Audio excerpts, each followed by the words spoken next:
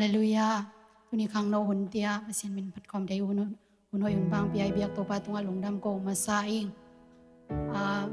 hila kong sak ding pen hi la to kathalang nai mo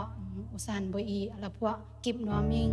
to pa nang sung beka kip no ming nadang dang te sang in nang ma sung beka kip no ming chi hila to kathalang nai hi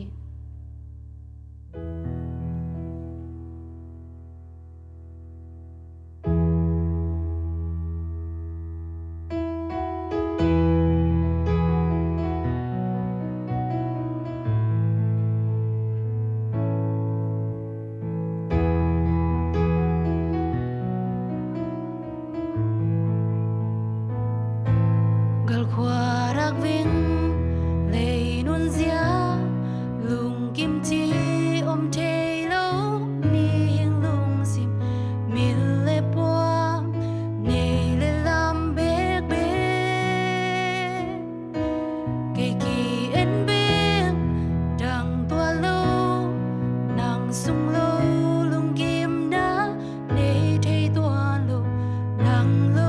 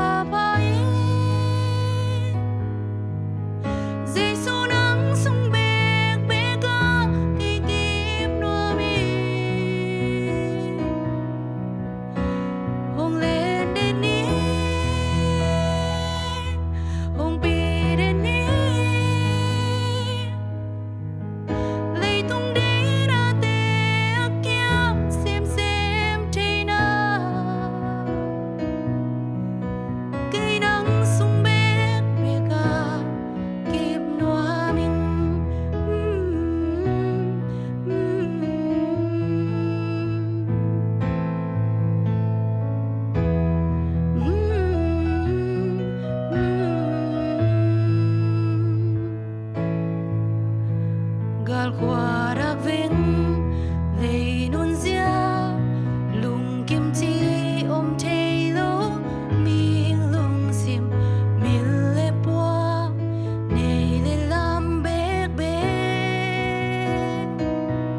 ke ki en be dang tua lo nang sung lo lung kim na nei thei tua lo